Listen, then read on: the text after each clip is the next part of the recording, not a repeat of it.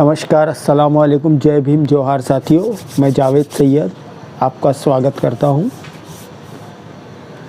जैसा कि ये खबर जो लोग सोशल मीडिया पे एक्टिव रहते होंगे उन्हें पता होगा कि कुछ दिन पहले जवाहर नवोदय विद्यालय जो होते हैं, जो सरकारी विद्यालय होता है, उसके एक 8वीं कक्षा के छात्र ने आत्महत्या कर ली और उसने एक चिट्ठी लिखकर छोड़ी थी।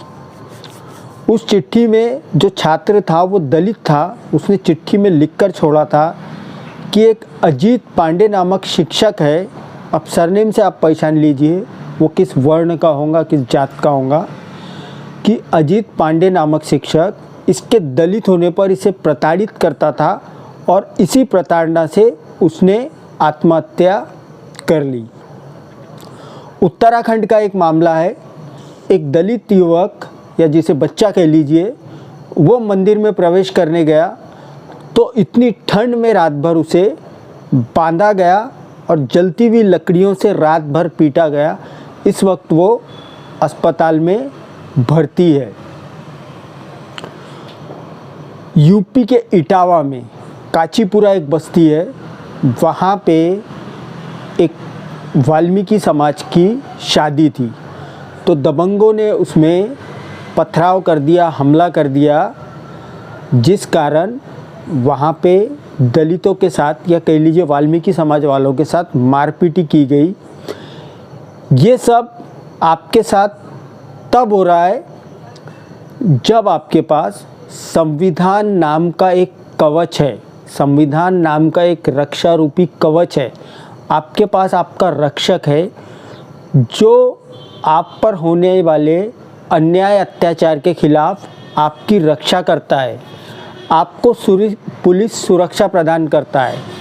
आपके ऊपर जो लोग अन्याय अत्याचार करते हैं उनको सज़ा देने का काम ये संविधान करता है। ये संविधान के होते हुए जब दलितों पर, मुस्लिमों पर, माइनॉरिटीज़ पर, क्रिश्चियनों पर इतने हमले हो रहे हैं तो आप कल्पना कीजिए उस वक्त की जब ये नारंगी गैंग कह रही है, आरएसएस ये कहता है, बजरंग दल, वीएचपी और इनके जो प्रवचनकार कहते हैं कि हम हिंदू राष्ट्र बनाएंगे, तो इस हिंदू राष्ट्र में दलितों का, मुस्लिमों का, क्रिश्चियनों का, आदिवासियों का क्या होगा? जब आपके पास संविधान की संपूर्ण शक्ति, संपूर्ण अधिकार होते हुए आपके ऊपर वही जो पौराणिक काल में जब संविधान देश में लागू नहीं था, जब अंग्रेज़ देश में नहीं आते थे, उसी प्रकार के अत्याचार संविधान लागू होने के करीब 75 वर्ष बाद भी जब आपके साथ अन्याय अत्याचार हो रहा है, तो ये स्थिति आपको समझने की ज़रूरत है कि इस स्थिति से कैसा निपटा जाए। क्योंकि निपटने में जो भारत का बहुजन समाज है, जो भारत का संविधान में आस्था रखने वाला समाज है, वो 2014 में भी ये स्थिति से निपटने में नाकामयाब रहा और 2019 में भी ये स्थिति से निपटने में नाकामयाब रहा। अब हमारे सामने जो देश का चुनाव आएगा वो 2024 का आएगा। मध्य प्रदेश में खुलेआम बजरंग दल की एक रैली निकाली गई जिसमें तलवारें और डंडे लेकर जो बजरंग दली है खुलेआम चलते हुए देखे गए। डंडा कानूनन रूप से आप रख सकते हैं, उसके लिए किसी भी प्रकार की रोक नहीं है। कानून में किसी भी प्रकार से आप आईपीसी में कोई प्रावधान नहीं है कि आप डंडा नहीं रख सकते, आप डंडा रख सकते हो।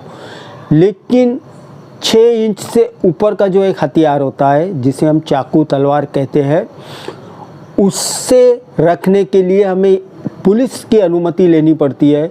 उसके सार्वजनिक प्रदर्शन के लिए पुलिस की अनुमति लेनी पड़ती है। पर वहाँ पे सैकड़ों की तादाद में, ये वीडियो साइड में लगा रहा हूँ मैं, सैकड़ों की तादाद में जो बजरंग दली है वो तलवारें लेकर चल रहे हैं, जिसके ऊपर प्रशासन चुप है, जिसके ऊपर मीडिया चुप है, जिसके ऊपर सारा जो गोदी मीडिया, नारंगी मीडिया, नफरती मीडिया चुप है। ये बात मैं आपको इसीलिए बता रहा हूँ, आपको मैं डरा नहीं रहा हूँ। कल को ये तलवारें और ये जो डंडे हैं ये केवल मुसलमानों के विरोध में चलते हैं, ये केवल आदिवासियों के विरोध में चलते हैं, ये दलितों के विरोध में चलते हैं। आज अगर हमने इनके ऊपर रोक नहीं लगाई, इनके खिलाफ आवाज़ नहीं उठाई, तो आज जो ये प्रदर्शन कर रहे हैं कल को इसका ये इस्तेमाल करेंगे और इस्तेमाल होगा दलितों पर, मुसलमानों पर, क्रिश्चियनों पर, आदिवासियों पर। क्योंकि ये जो दलित आंदोलन बाबा साहब ने खड़ा किया है उससे ये बौखलाए हुए हैं। ये जानते हैं कि ये लाख चाहते हुए भी संविधान को ख़त्म नहीं कर सकते। अगर ये संविधान को ख़त्म करेंगे तो देश में हलचल मच जाएंगी या देश में गृह युद्ध जैसी स्थिति हो जाएगी। तो ये संविधान के रहते हुए भी ही आपको अपने लोगों से इसी तरह डराने धमकाने का काम कर रहे हैं। तो हमें इसके खिलाफ आवाज़ उठानी चाहिए और जिस भी मंच हो, जैसा कहा जाता था लोकतंत्र के 4 स्तंभ है, पहला संसद, दूसरा न्यायपालिका, प्रशासन और चौथा कहा जाता था कि जो प्रेस है, मीडिया जो है, उसको लोकतंत्र का चौथा स्तंभ कहा जाता था। अब जो टीवी का मीडिया है, जो अखबार है, वो सारे भाजपा की दलाल ही चाटुकारिता करने में लगे हुए हैं, वो सारे धार्मिक नफरत फैलाने में लगे हुए हैं, वो सारे हिंदू राष्ट्र का एजेंडा चलाने में लगे हुए हैं। अब जो लोकतंत्र का चौथा स्तंभ है आज के इस दौर में, तो वो सोशल मीडिया है। जब तक का ये इन नफरती नारंगियों के हाथ में नहीं आता है, तब तक का हमारे लिए जो लोकतंत्र का चौथा स्तंभ जो रहेगा ये सोशल मीडिया ही रहेगा। और आपको ऐसी खबरें सोशल मीडिया पर ही देखने मिलेंगी। इसीलिए यही मीडिया आपका, मेरा और जो हम लोगों के ऊपर जुल्म हो रहा है उन लोगों की आवाज़ उठाने का माध्यम ये सोशल मीडिया है। इस पर हम जैसे जो लोग जो आपको खबरें बताते हैं या विश्लेषण करते हैं, हमारा आप सहयोग करिए, केवल सब्सक्राइब करिए और शेयर करिए और ज़्यादा से ज़्यादा लोगों से कहिए कि इसे सब्सक्राइब और शेयर करें।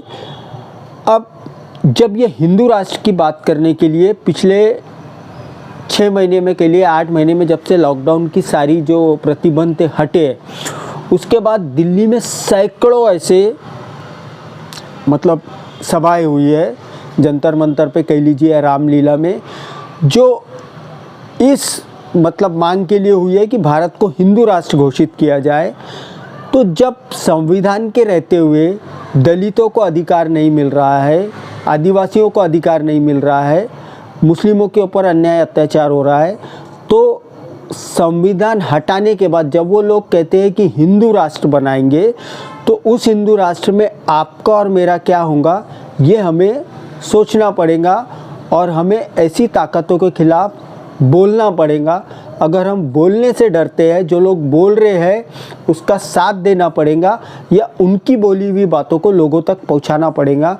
क्योंकि 2024 देश की लोकतंत्र के लिए मैं समझता हूँ एक एसिड टेस्ट होगा, जो हम स्कूलों में पढ़ते थे, एसिड टेस्ट जिसको हम कहते थे, लिटमस टेस्ट जिसे कहा जाता था, कि कोई चीज़, एक कागज़ होता था, वो अगर ब्लू हो गया तो वो बेसिक होती है और लाल हो गया तो वो चीज़ एसिडिक होती है।